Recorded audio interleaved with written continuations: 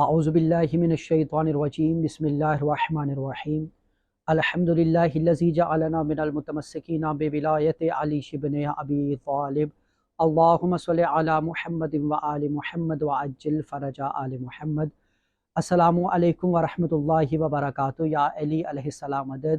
معزز ناظرین، میں سید اولاد حسین نقوی النجفی عرض کربلا ٹی وی کی جانب سے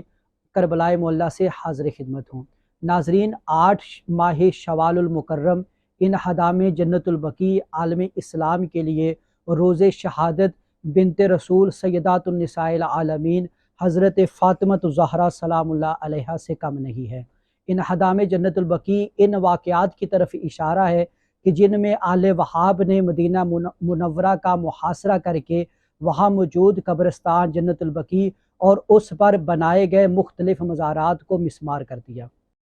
ان حرم مطہرات میں بنت رسول حضرت فاطمہ الزہرا سلام اللہ علیہا کے مزار کے علاوہ بنی ہاشم کے حرم مطہرات شامل ہیں۔ آل وہاب کے ہاتھوں جنت البقیع 2 بار منہدم ہوئی، پہلی بار سنہ 1220 ہجری میں اور دوسری بار 8 شوال 1334 ہجری میں۔ یہ کام انہوں نے مدینہ منورہ کے 15 مفتیوں کے فتوے کی روشنی میں انجام دیا، جس میں تمام قبور پر مزارات بنانے کو بدعت قرار دیتے ہوئے ان کو منہدم کرنا واجب قرار دے دیا۔ انہدام جنت البقیع کے موقع پر مذہب آل محمد نے شدید رد عمل کا اظہار کرتے ہوئے اس دن سوگ کا اعلان کیا۔ شیعان علی بن ابی طالب علیہ السلام ہر سال 8 شوال کو یوم انہدام جنت البقیع سوگ کے طور پر مناتے ہیں۔ 3 سال سے کربلائے معلیٰ میں بھی عرض کربلا ٹی وی کی جانب سے عزاداری کا اہتمام کیا جاتا ہے۔ ہم سعودی عرب کی موجودہ حکومت سے اس قبرستان کی فی الفور تعمیر کا مطالبہ کرتے ہیں۔ انہدام کے بعد جنت البقیع کی ایک ہموار زمین میں تبدیل ہو گئی، لیکن مذہب آل محمد کے 4 ائمہ طاہرین علیہم السلام اور بنت رسول صلی اللہ علیہ وآلہ وسلم کی قبور کی جگہ آج بھی قابل تشخیص ہے۔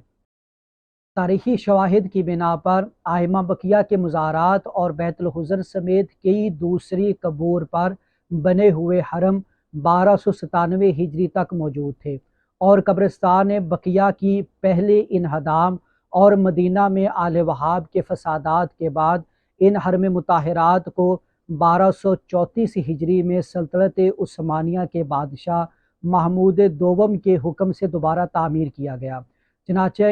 مراد مرزا، جو حسام سلطانیہ کے نام سے مشہور تھے، نے اپنی کتاب میں لکھا ہے کم از کم 1297 تک بنت رسول سیدہ فاطمہ الزہرا سلام اللہ علیہا، امام حسن مجتبیٰ، امام سید سجاد، امام محمد باقر علیہ السلام اور امام صادق آل محمد علیہ السلام کے مزارات پر گنبد اور لکڑی کے بنے ہوئے سبز رنگ کی ذریعہ مبارک بنی ہوئی تھی، اور حضرت فاطمہ الزہرا سلام اللہ علیہا سے منسوب بیت الحزن ان قبور کے پیچھے واقع تھا۔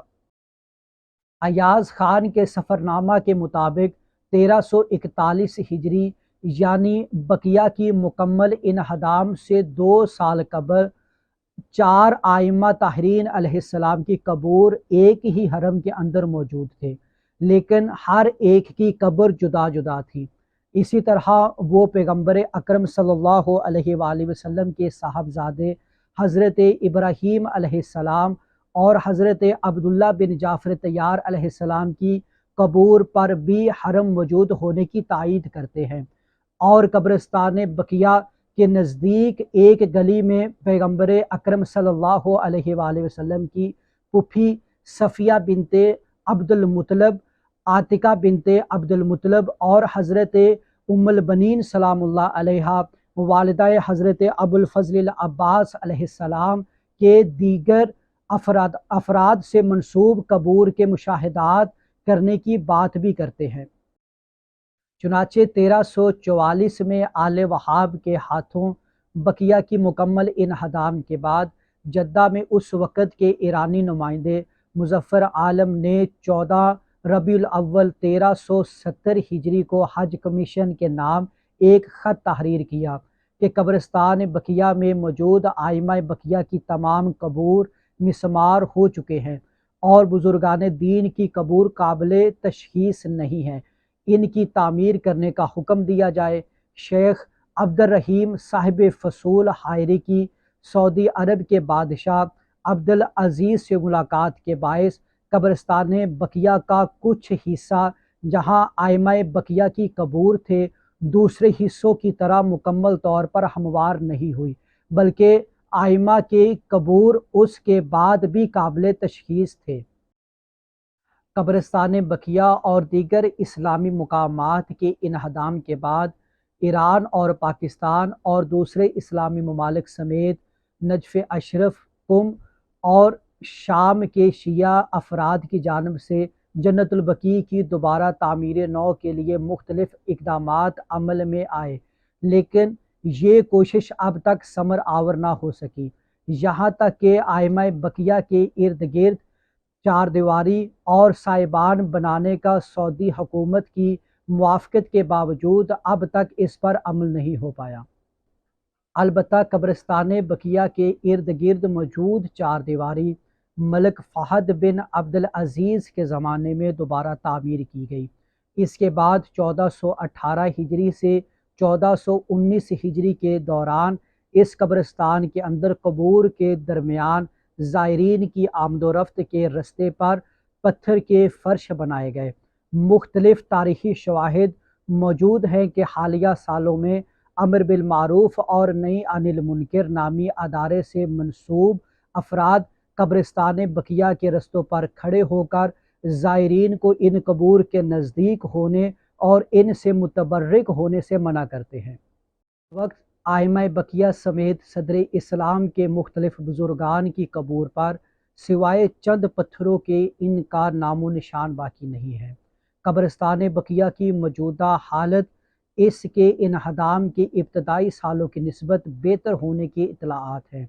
ناظرین، اس دعا کے ساتھ اجازت دیں کہ آل محمد کا پاک خالق جنت البقیع کی تعمیر جلد ہو جائے اور ان قبور کے منتقم آل محمد امام زمان اجل اللہ تعالی فرجہ الشریف کا جلد ظہور ہو جائے۔ الہی آمین یا رب العالمین۔